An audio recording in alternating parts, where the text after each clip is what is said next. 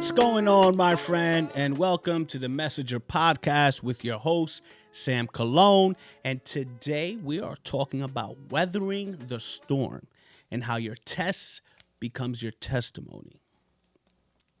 So, what if the worst thing that's ever happened to you was actually the best thing that ever happened to you?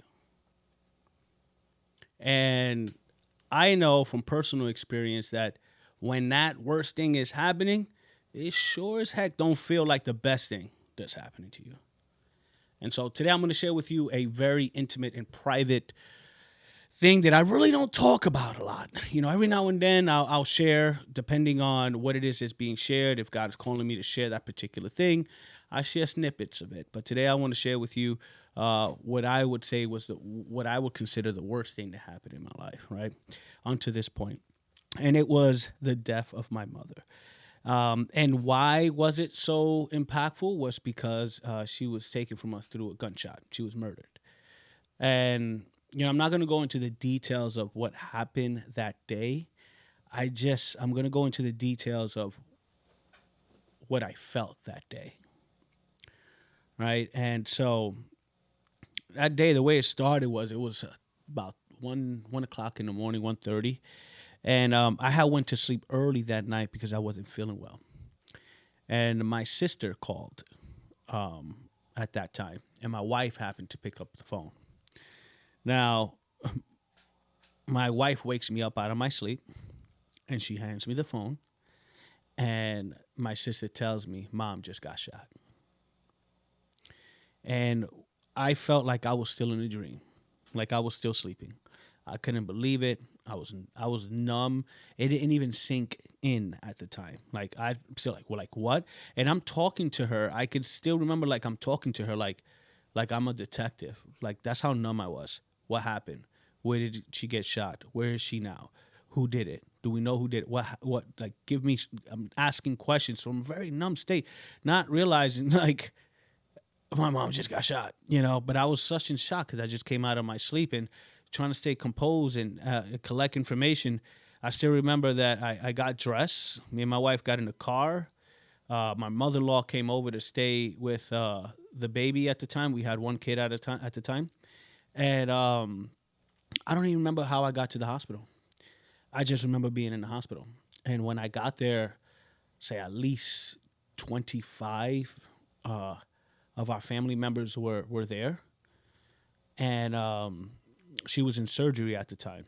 And finally, the doctor calls us to the back. We're thinking it's to give us an update on the surgery. And sorry, she didn't make it. And at that moment, all I can say is like, I've never, ever felt anything like that before. I felt like a complete out of body experience, like instantly. It was like, poof. I mean, I'm not sure if any of you guys saw like Doctor Strange when the actual master hits him when he's entering the temple and he just blasts off out of his body and it was like a slow motion effect. Poof, that's what I felt. The difference was from that scene was that when that happened to me, it was more I was falling into a pit of darkness. And I felt a sorrow that I'd never felt before. And I still remember yelling at the top of my lungs, like, no, and grabbing on to my wife. And that feeling for me did not go away that day. It got worse. It got worse and it started building up more and more and more. And during this time, I opened up a dialogue with God that was at the time what I thought was what I needed. And it was more of argument. Like, what the hell, dude? And it wasn't what the hell. Like, I was cursing up a storm. Like, how can you let this happen? Like, is there even a God? I was questioning if there was even a God. Like, to that point, I believed in God, but I didn't really have a relationship with God at that time. And during that time, literally for 3 years after that situation with my mom, I was going through a downward spiral. I mean, I don't want to say there was a hatred for God because at that point I didn't even believe that God was real. I was questioning existence. I was questioning why things like this happens. I was questioning why am I going through this, and then one thing led to the next, and with that heaviness, it just brought on other things. It brought on me during those 3 years, me falling into a depression where I did not, I didn't want to work. I didn't want to do anything. Nothing really mattered. I even got to the point where I'm like, I don't want to live anymore. I mean, I didn't sit down and plan out write out a suicide letter or anything like that, but that's where I was. Like if I died at that moment, I really didn't care. That's what I felt. And during those 3 years, things got worse because that energy just kept me down. And I wind up, me and my wife, we had to take on welfare temporarily at the time. We got evicted. Car got repoed. I mean, I'm telling you one thing after the next, after the next, after the next, after the next. However, during this extreme whirlwind of a storm that it was, I mean, it was. Uh, I'm not even doing it justice right now. I'm explaining this to you. I hope that you're getting what I'm putting down. It was a hot mess. But during that time, what happened was I got to a place of like complete broken surrender. Like I've already argued every point I can to God at the time. I felt like I have exhausted everything in this reality to like bring me some comfort, and it wasn't happening until I decided to surrender. Right. And then what happened next, once I made that what's the word I'm looking for here? Once I made, I guess, that decision to go to God and be like, listen, if you're real, if you're real, I need some guidance here, and I want it to be clear. Now, when you're in a place that you're this broken and you feel like there's nothing else that can be done to you, and you don't even give a shit if you die the next second. When you're asking these questions from God, it's like a last resort. And that's the way I felt. This is my last plea with thee. If you are real, it's time for you to show me. Because I'm done, my guy. I'm not doing this anymore. And what happened was that same day, I go downstairs. I'm going to go to the convenience store, the bodega, right? And I'm walking, and these two older ladies start walking towards me, and they had this pamphlet from the book of Samuel, and my name is Samuel. So right away, I took it as a sign. All right, you listening? Now, it hit me. It hit me, the fact that book came to me. And at the time, I used to smoke cigarettes, so I went to the store to actually buy some cigarettes. So I lit up a cigarette, and I started walking. And I'm walking and walking and walking. All of a sudden, I get a phone call from my aunt. Now, my aunt is a Christian, and my uncle's a pastor, and they were going to church. And she goes, I don't know why, but I feel called to call you. God is asking me to invite you to church. And I said, you know what, dear? I think you're right. Because I just had some crazy stuff happen to me. And I think I do need to go to church. Right? So that was a Thursday. And so during that time, I got into like prayer and meditation. And I'm like asking. Now I see that there was some proof there that God's showing me these crumbs, right? And so I got to that point where it's like, okay, now I'm praying like, okay, I am going to go to church. But if I go, I want you to answer this question for me. And when I went that day to church, that Sunday, the pastor answered that question. Now, I'm in my head and I'm like, nah, my aunt knew I was coming. So she told him that I was coming. So he made that sermon for me. Like, this is where I was. Like if the pastor's really going to make a sermon just for a guy he doesn't even know. And so I'm sitting there like, no, like she told him and he knew I was coming. So he did. So in my mind, I'm like, yeah, I'm not there. I'm like, nah, this wasn't God sent. No. And so I prayed that day when I got back home. I said, next week I'm going to go again. I'm going to give you another shot. This is me negotiating with God. Oh, man, it's crazy. I'm going to give you another shot. Answer this question for me. And I go in the next Sunday, bam, answers the question for me. Now I'm still in shock that the first week that happened, but very doubtful. Still had some like thoughts like, maybe my aunt had something to do with this. Next week, now I'm leaning more towards like, hey, wait a minute. Maybe God is answering my prayers. So then that next week I said, all right, God, answer this question for me. Make it clear as day. And if you do, from this moment on, I'm yours. From that moment on, I'm yours. And so I went to church that day, and sure enough, God showed off. And it was on the money. And I can tell you that as the pastor was speaking, that darkness and heaviness and out-of-body experience that I felt in that hospital room was slowly just coming off. And as it's coming off, I'm getting really emotional. And it's just coming off. And I'm just tearing, and I don't even know what's happening. And it's just coming off. And it's just coming off.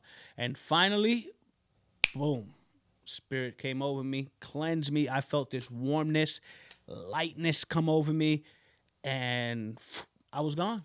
It felt so amazing, and then I was gone.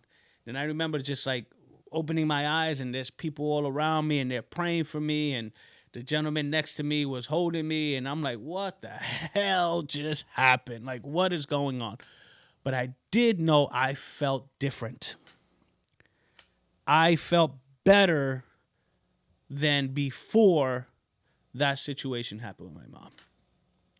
It was a supernatural experience that it's hard to put into words. I hope I'm doing it justice, but it just lifted me up like nobody's business. And so from that moment on, I started to read the Bible. I started to seek a relationship with God. I started to develop that relationship with God, and God was guiding all my steps. And I felt a different sense of, for lack of better words, I'm going to say power. And it wasn't because of my power. It was because I knew the ultimate power. And it was just an amazing, amazing turn of events from that point. And maybe some of you guys, maybe you can't relate to this particular situation, but I know that there's been many times that you've had situations in your life that seemed like, oh, this is the end, or you can't take this, and then you've overcame it, and now you a different version of yourself. Right? So I am sharing this story to reflect to you that whatever it is that you're going through right now, it's a refining moment. It's a preparation moment. It is not the end. You are being prepared for what it is that only you can do. And I know when you're in it, it doesn't seem like that's the case. In fact, it feels like the total opposite. But that's where faith comes in. Now, before I continue and I start moving on to the next topic that I want to cover, I want to add B in. Hey, B, do you want to add anything to this, brother? Any perspective?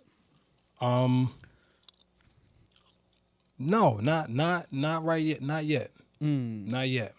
You cooking? Okay. I want you to cook. Okay. Yeah. All right. Okay. All right. You heard him. All right. Awesome. So now, with this, what I can say the biggest thing that came out of this for me is faith. Faith. Now, faith could mean a lot of things to a lot of people. Right? For me, faith is having a knowing. It's not even a belief. It's a knowing that everything that happens to me is happening for me because it aligns with God's plan that is only for me. I hope that makes sense. So I want to take the story of Joseph in the Bible as an example. Right? So Joseph was betrayed by his brothers, thrown in a hole, then picked up, imprisoned, and turned essentially into a slave, right? And it turns out that fast forward into the future, Joseph became the Pharaoh's right hand man and was exalted and had high authority and huge wealth. But during that time, he had a vision. He had a sense of knowing Joseph in his path, according to what was shared in scripture. However, while he was going through it, I'm pretty sure any of us would be like, yo, what the heck, God? Like, what's really good right now? Because this ain't feeling like the ultimate plan that you showed me. This is not feeling like that ultimate plan that you had me feel. This is sure as hell not feeling like this is for my betterment. Right now, I'm feeling it. Right. And so, but during this time, it's important for you to hold on to that faith, because when you understand that faith, and then for me, I didn't have that faith. And that's why for 3 years, I suffered. And it got worse and it got worse and it got worse until I could not take it, where I had no choice but now to surrender myself to the point where it's like the only thing left for me here is faith. And once that faith was activated, I can tell you that the weight that I was feeling was gone. Let me give you an example.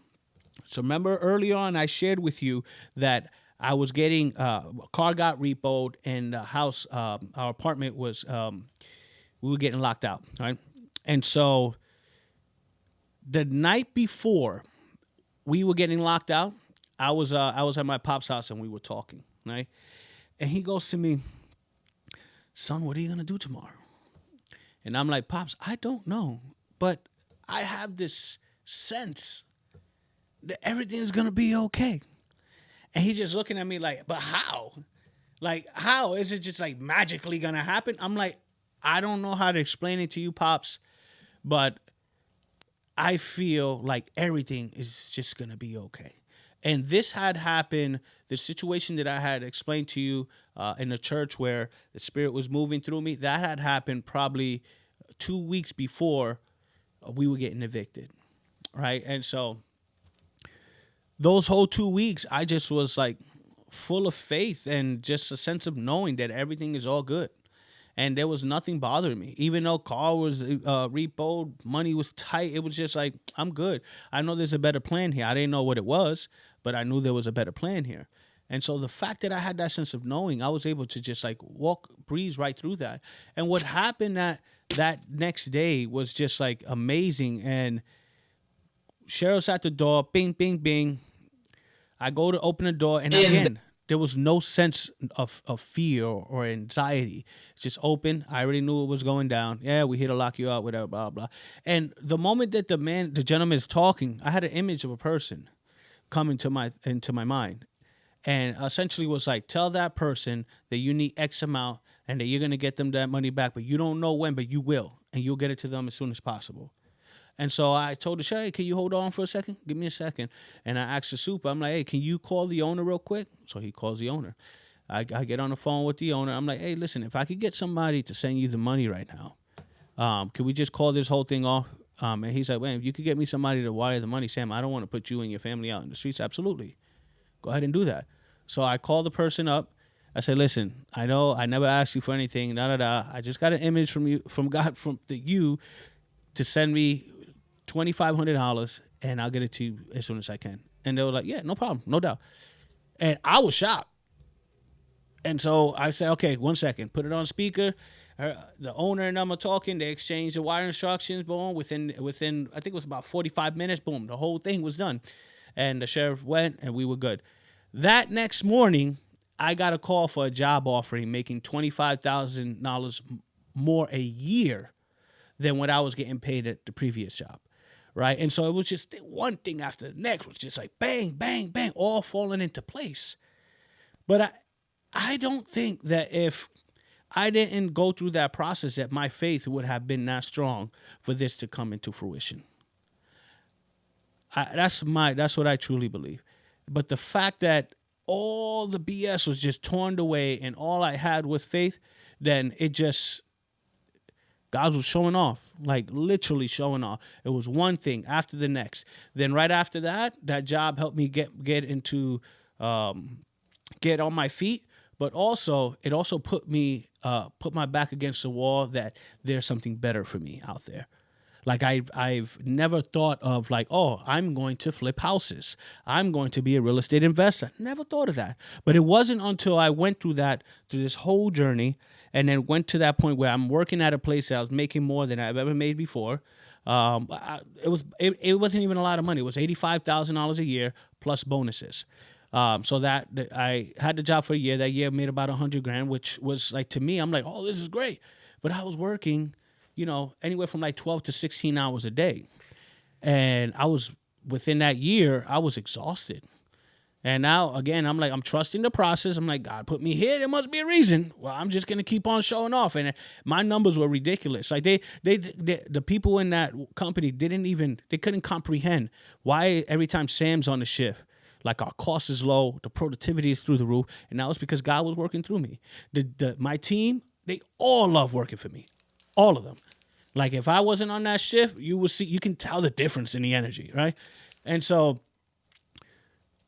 I trusted that process, and a new opportunity came up. And it didn't come up like, oh, an opportunity. It came from the place like I'm yielded to God at this point, and I'm like, God, listen, like it was about 1:00 in the morning, and I'm just laying on the couch, feet hurt. I couldn't even take off my boots. That's how bad my feet were hurting, and I'm just sitting there like, God, like I know you're in control and you're doing everything for my highest and best. I know this, but what is it? What's the next steps now? Because I tell you right now, these feet can't take it no more. And instantly, infomercial came out. And it was an infomercial on how to flip houses with $0. I'm like, oh, this is right up my alley. So I instantly, right there on the spot, I called it. I ordered, it was an 800 number. It's automated. You order the book.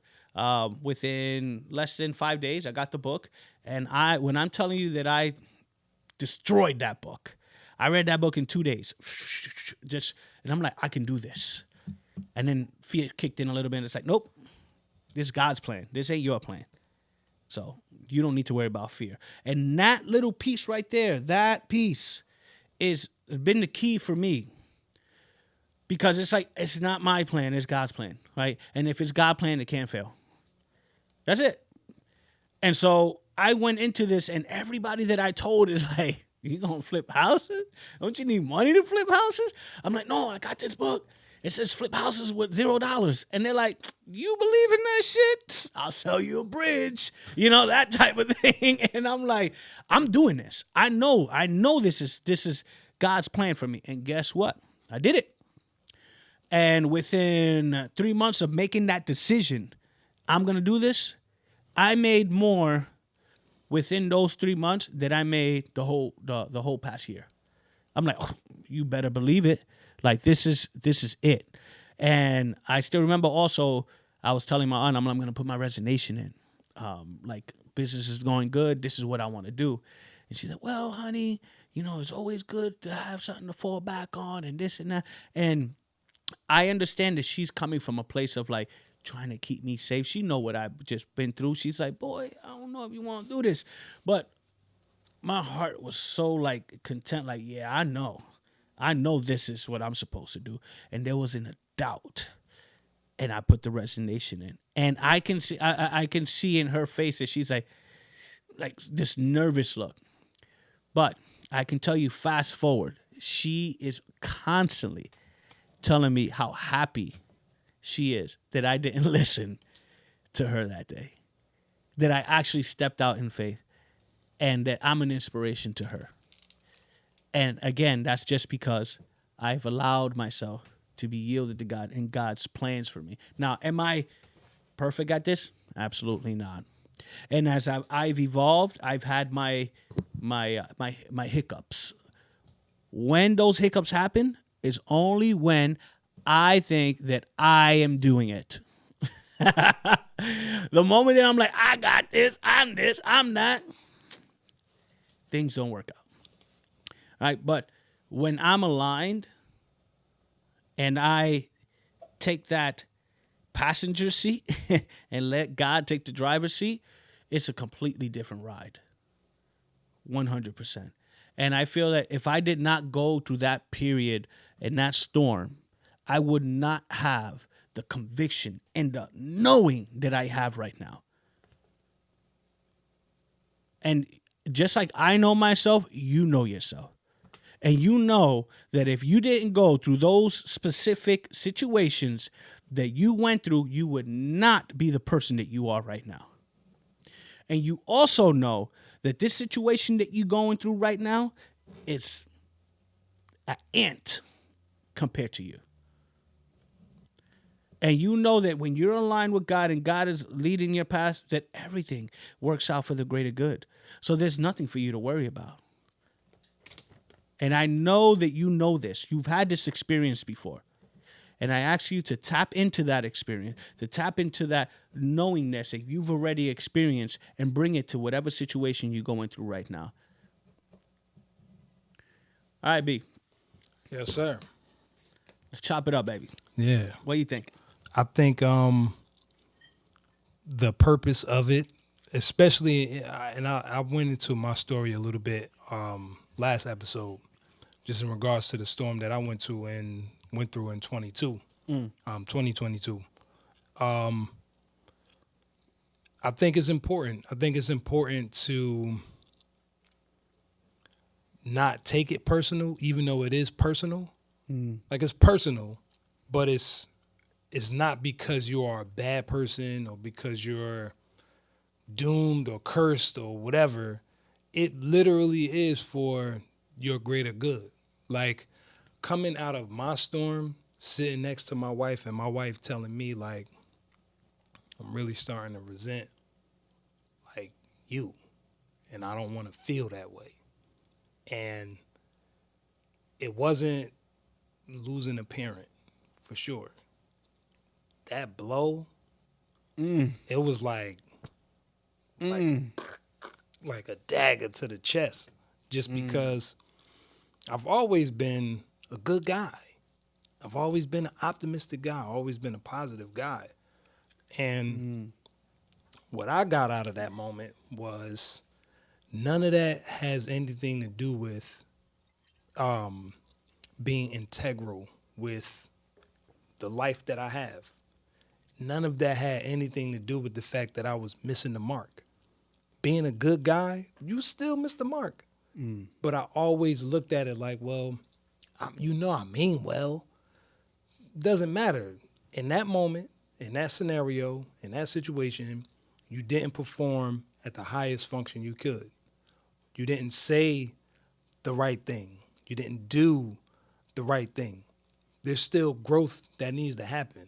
Like, for a long time, I felt like I reached it because I can intellectualize it. I can say why I did what I did.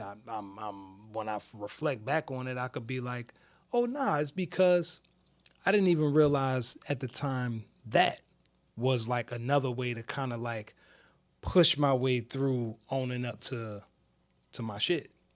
So in that time when things were like rocky, I'm about to lose this relationship that, no lie, I know for a fact it was ordained, right? Just the way we gel. And I'm about to lose this because I'm not taking responsibility for my shit. You know what I mean? Yeah. And what I was going through at the time, it was because of me. It was because I didn't know, because of whatever level of ignorance, because of whatever level of fear that I was operating in at the time. It was like, enough. Like, you're better than this, and if you're not going to see it for yourself, then maybe this is going to show you, and maybe this is going to show you, and maybe this is going to show you. And you know what? You don't got to show me no more shit. You know what I'm saying? Like I seen enough. That's it. No Word more. is born. Yeah. I have seen enough. I think you're saying something to me, and I'm going to listen. And life is so much better on the other side of that because I was open enough to embrace it. I was open enough to know that my shit stunk too. You know what I mean? I was open enough to be like, this ain't happening for no reason. And if there is a reason, I think sitting down and sitting with it might kind of like reveal it to you just a little bit. Yeah. You know what I mean? So Yeah. I'm a proponent of being tested, and then that testimony that comes from the test is what's needed. Because people, I heard it today, and I haven't heard it in a long time, but it's like where you are, there's people that look up to you where you are, even though you may feel like you're not anywhere. There's people that look up to you. So the people that's looking up to you, when they see that your chin been tested, that you've been through the storm, that you've been able to put together the pieces, you know, like the Oriental or Asian ideology of something being broken and putting it back together, how it's stronger. And when you make the bonds with gold because the cracks are the beautiful part. That's what it is. That test is the gold, is the cracks filled with gold. That's all it is. And to embrace it that way has tremendously changed my outlook on a lot of stuff. Again, I've always been optimistic. I've always been positive. I've always looked at not the glass is half empty or half full. I have a glass that I can put something in. Whether it's half full or half empty, I ain't even, that shit. I got a glass, homie. I got a glass. You know what I'm At saying? least I got the glass that I could put something in. Exactly. So that kind of like, not kind of, that revealed it more for me. Like, dog, you got a glass. Be thankful for the glass. Regardless if it's water, soda, wine, beer, whatever, you got a glass.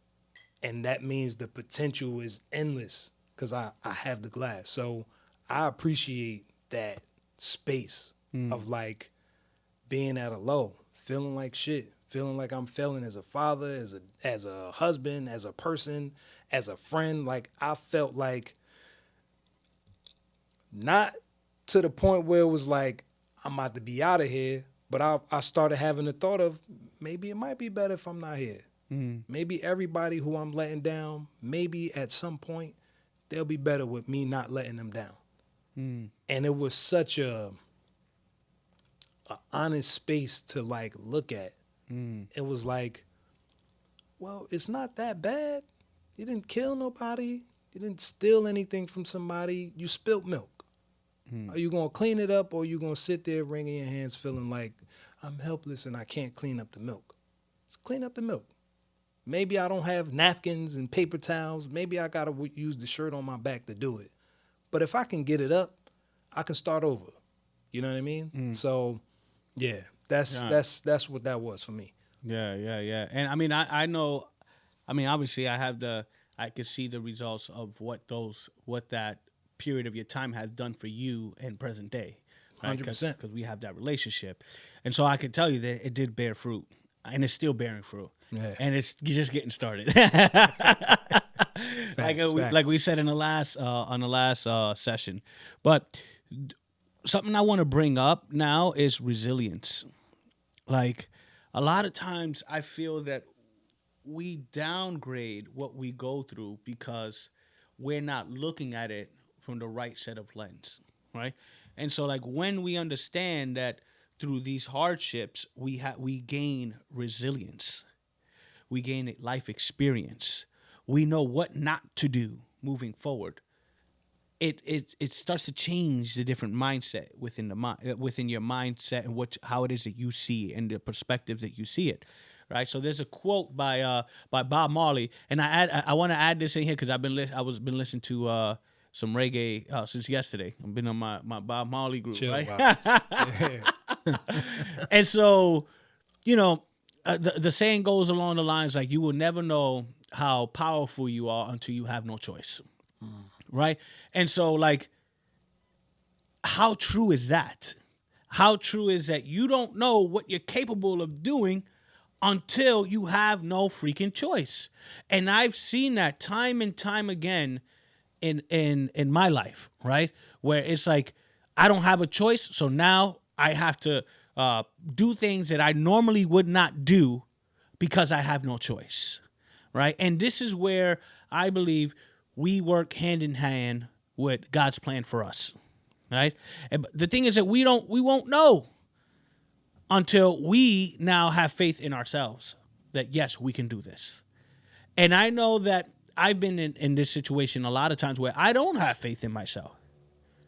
So in these situations, I say borrow faith from someone else. In this case, it would be God. Borrow your faith from God for yourself. Because God believes in you. God believes in your abilities. God knows what you're capable of doing. Right? So therefore, embody that and understand that you are made in God's image and you can do anything you put your mind and efforts to. But you won't know this until you try it. And there's going to be time and time and time and time and time and time again that you are going to be faced against something that you think that you cannot do. And I'm here to tell you that, yes, you can. You can do it. But you're not going to know unless you actually do. Don't allow the negative thoughts. Don't allow the heavy emotions. Don't allow all the noise in your reality to stop you from stepping out in faith that you know that you are divinely guided. You know that you are highly favored. You know these things. Like you wouldn't even be watching this right now if you didn't know these things. Like, you know these things. And so that you understand, I am nothing but a reflection of your thoughts right now. If you're watching this, the only way that you and I can have this connection if you are having the same vibrational thoughts. It's the only way it will get to you. If not, this wouldn't even be a part of your what you're watching, a part of your reality. It wouldn't happen. It's just like me. I don't look at example, NASCARs. I don't know shit about NASCARs. It doesn't come up in my reality. I'm not seeing videos about cars and this and racing. No. Why? Because I'm not vibing with that. That's not me. Right? So this is an example of, like, you are vibing with this. You are watching this because we're in that same wavelength. I hope this makes sense. I'm only a reflection of your thoughts right now. And if you're watching this right now, it's a reason. And I ask that you earnestly navigate this reason, whatever this reason is for you, and allow yourself to step out in faith. And when you actually embody that faith and understand that faith and own that faith, like, the doors that open up for you is just out of this world. Like, you things are going to start unraveling for you in a way that it feels like it's magic. Right? And it'll continue to happen if you allow yourself to stay within that vibration, to allow yourself to walk in that faith. And again, it's not easy. It's not an easy experience for me. It has been for me, not an easy experience to stay within that faith. Because even though I've had amazing things happen in my life, even though my faith is strong and I've had beautiful things, my faith still gets tested. And when it's getting tested, I know there's something happening here. And the way I look at it is like a gauge, right? So like when there's a new storm coming in, I look at it like God's trying to unveil something to me. And what are these things? The way I look at it, what is he trying to unveil to me? Am I operating in faith or am I operating in fear? Because I can tell you that when my faith is up and I'm in that high vibe, that there is no doubt in my being, it does not matter what is going on. I look at it like, okay, all good, and we move forward. But when I am operating in fear, something will come up and I'm running it through all my filters. How can I fix this? What can I do? And that tells me I'm operating in fear. Right? So it would behoove you to actually take a look at your current situation and ask yourself, am I operating in fear or am I operating in faith? Because if you're operating in fear, fear creates fear. And if you're operating in faith, faith will create faith.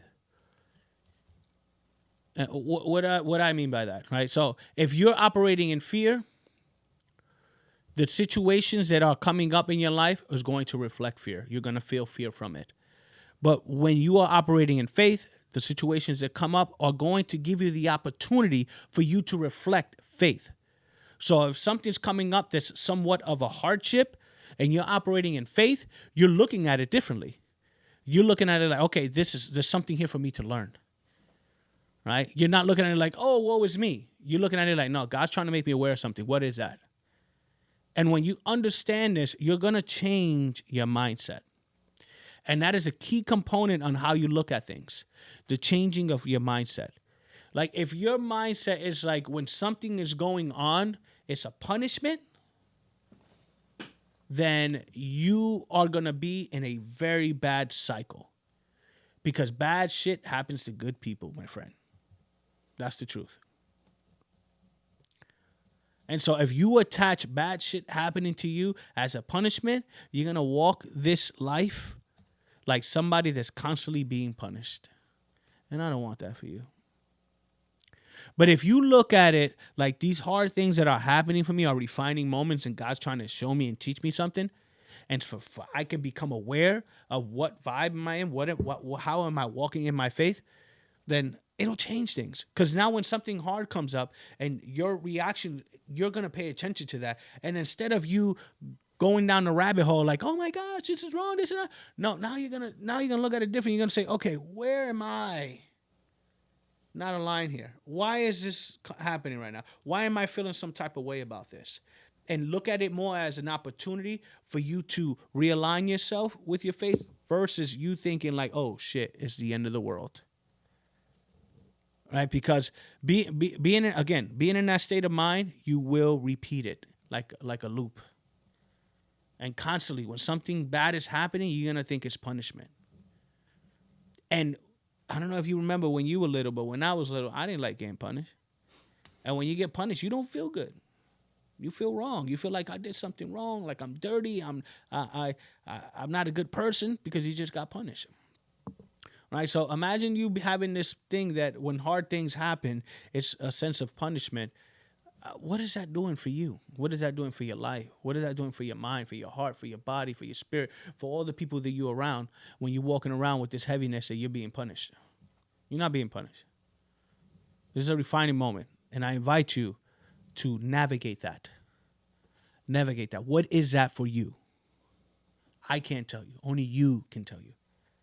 And if you want a little tip on how to do that, pray and meditate and ask God to unveil that for you. And shift the gear that in faith this is happening to you. Not the vice versa. All right. So B, before we jump on to the next one, anything you want to add? I think you eloquently described it, and I would just echo the sentiments. I think it's important to not victimize yourself in that moment. It's easy as shit. I did it. It got to a point where it was like, well, of course this would be like this because it's me. Of course this other thing that's happening right now would happen because it's me. Why wouldn't it happen? And catching myself in that moment was like, why you? So out of the billions of however many people, the creator has it out for me specifically. You know what I'm saying? Like, out of all of the, and in my mind, it is what it is. And this could be completely, this is how I think. So the people that are intentionally out here bugging, murdering, killing, scraping, all the shit. So God don't got no beef with none of them. And God just got beef with me, and I consider myself to be like a good-hearted person. It can't be true. Because like you said, bad shit happens to good people all the time. And I kid you not, I would say around that time, for me, 2022, like it's always been in the back of my mind, but I think I've paid more attention to it since then. Not like what happened to me was just bad. It felt bad as shit. It was very unpleasant and uncomfortable and the whole thing. But bad, in my summation, nah. Losing a kid, that's bad. Losing a parent to some crazy situation, that's bad. Losing a brother or a sister to something, that's, to me, that's bad. You know what I mean? Being a good guy, doing something good, and something bad happens to you in the process, that's bad. Mhm. But my wife wanting a stable husband and demanding that from me, that's not really bad. Yeah. You know what I'm saying? That Mm. not in my summation. It's not really bad. That's, get your shit together. You know what I mean? Mm. Did it come at an inopportune time? Maybe, maybe not. But I just don't think claiming that somehow that the things that happen in your life that trip you up or whatever somehow is because you're you. Like, yeah, technically it is you, but it's for you to see something, for you to pay attention to something, for you to be like to take stock. Mm. That's what it really boils down to. Because somebody I had reposted it today too, and he was like, "None of us are really oblivious as we think we are. Mm. Like, you know what you have to do because you know what you're not doing. If you saying you want to lose weight and you know you just packing it on every day, you're not really paying attention to what you put in your body. I mean, you kind of know what you're doing. If you want to not be in financial restraints and you're spending your money on a bunch of stuff that don't have nothing to do with nothing, you're not oblivious to what you're spending your money on. You know you're spending your money on a bunch of stuff every day Mm. that you're not supposed to be. So it's like, to some degree, I think taking the personal responsibility, taking accountability for it, really does change it, because Yes. it takes the problem. It takes it from being something out there's fault versus, or something out there's responsibility, and it's something in here that is responsible. Yes. In here is me. So, yeah. That's perfect, bro. Perfect. Well said. That leads right into the segue, bro. Right into it, which is, what do we do now? All right. So after you watching this, what do you do now? B just shared it. Number one, take inventory and be honest. Honest. And this is not judgment. This is not pointing fingers. This is being honest and taking inventory. Now, before you take inventory, I invite you to pray, meditate, and ask God to reveal these things to you, right? Because from my experience, sometimes I'm thinking I'm taking inventory of the right thing, but I'm not. I'm only taking inventory of the things that I'm interested in. However, on the other side of that, on the flip side, the times that I actually sit down and pray and meditate and I'm in silence and ask God to unveil to me the things that I need to take stock of, it's a whole nother game. Because one thing after the next will come up and you will feel them viscerally. You'll feel them. You'll feel the shift, the fact that you identified it. Shift immediately. And it's coming from a different place. It's not coming from a surface level. It's coming from a deep inner wisdom and guidance. And this is why when it comes up, the shift is happening already. It's instant. Because you are earnestly searching. You are earnestly taking this petition to God and saying, unveil this to me because I want to change it. This feeling that I am feeling right now no longer serving me. So unveil it to me. And when this unveiling happens, you are going to instantly feel the shift. And the wisdom and the guidance will follow. You don't have to try to figure things out. The wisdom and the guidance will follow. So that takes me to what B was just sharing about the post that he reposted about saying, we know the things. We know. And so when God unveils these steps to you, you're going to see them. You're going to be like, yeah, that's about right. That's about right. And when these actions come to you with the things that you need to do to shift these things, take them. Take them.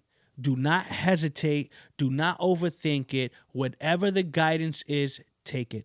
And that right there, my friend, will build your faith. If you allow your thoughts to get the best of you, you start overanalyzing and procrastinating on the things, and you don't take action, you're going to regress, my friend. You're going backwards. Because now you're going to be beating yourself up because you are aware of it and you're not doing anything with it. So the matters get worse. So I am encouraging you and urge that you, once these things, you become aware of them, take action immediately. And your faith will start to build. And just like every stone on top of the next, you take action, faith will build. You take action, faith will build. And as you're surrendering more to the guidance that you're getting, the more you'll be built up. The more your confidence will build up. The sense of knowing that you're being divinely guided will start to build up.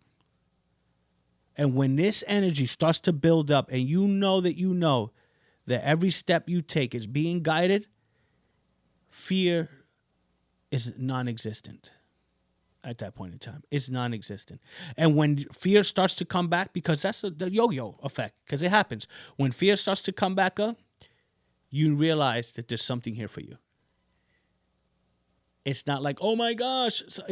No, there's something here for me. What is it? And now you have a different sense of like a relationship.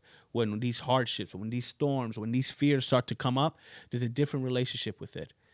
You're looking at it as a gauge, as a barometer, as a guide in your life, not as something that's made or was brought up to take you out.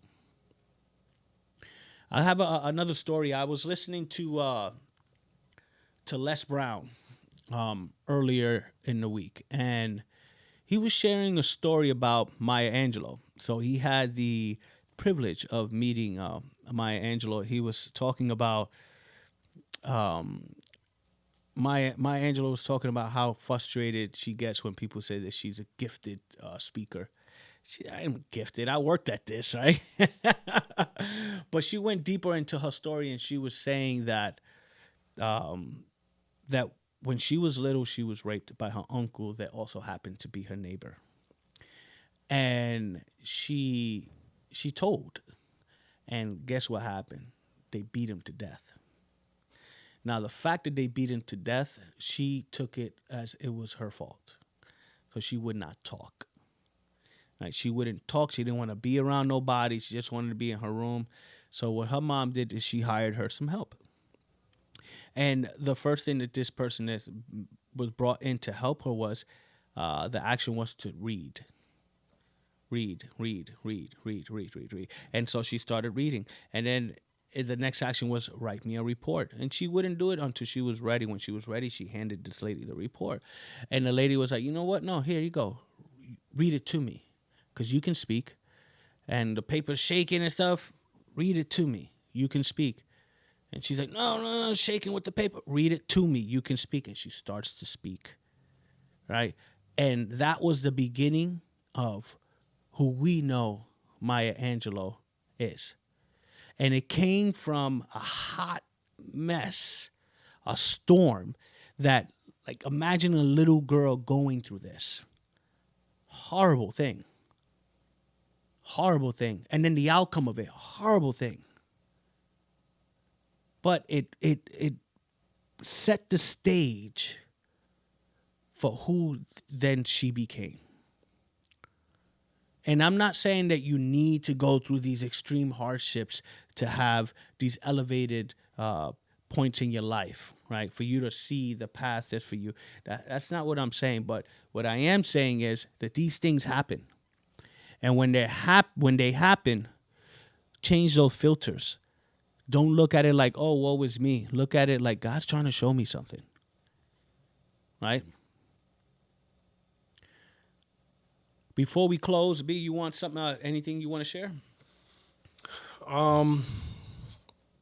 I've spoken about this, that this space that I'm in with connecting back to God has been an interesting journey. just because of what I was taught and how I was taught, finding my way to uh, what I believe is a spiritual place is is slowly and surely being opened back up. And let me rephrase that, because that's not 100% true. The space that I've been in, I've always been open to learning and teachings from different religious practices. Lately, I've been nudged to pick up the Quran, to pick up the Bible, to pick up some of these books that I know for all intents and purposes have wisdom baked in the cake. That's just what they are. And even a fool can spit wisdom. So to be open enough, is the space that I've been in with me and God. So I'm glad that we're ending on this note, because it's a note worth hearing. So yeah. Got you. Thank you for sharing, brother. And my friend, listen, it isn't over. It isn't over. Right? You're just getting started. Okay? Like I tell me, we're just getting started, baby.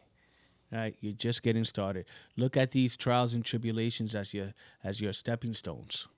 Look at them as your refining moments.